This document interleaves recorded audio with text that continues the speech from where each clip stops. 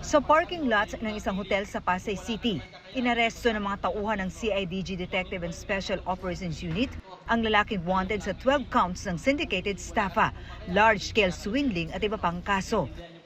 Laki na yan, Jo. Baka maging ano pa yan. Sinundan siya mula sa kanyang bahay sa Parañaque at inaresto rito sa bisa ng 19 na warrant of arrest mula sa iba't ibang korte.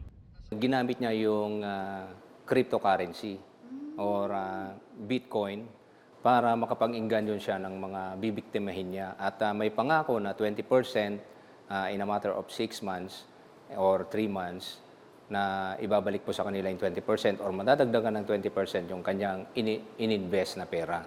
Kabilang sa mga nabiktima ay mga pulis. Nasa 300 million pesos ang nakuha umano ng suspect sa mga biktima. Ayon sa CIDG, hindi basta-basta naresto ang suspect. Ito ay kahit pa merong 19 na warrant of arrest na na-issue sa kanya. Meron daw kasi itong koneksyon o network sa iba't ibang ahensya ng gobyerno. Kabilang na nga riyan ang Law Enforcement Agency. Nagtago na rin po siya kasi mula nung lumabas po ang kanyang warrant, nagtago po siya at hindi siya nagtatagal sa isang lugar. Inaalam ng CIDG kung merong nasa likod ng suspect na may kinalaman sa Bitcoin. Nakakulong na sa CIDG ang suspect na nagulat anya nang arestuhin siya. So hindi niyo alam na meron kayong warrant of arrest? Alam po. Alam mo may warrant of arrest ka, pero ba't ka nabigla kung dinampot ka ng mga pulis? As not, hindi ko in-expect kasi.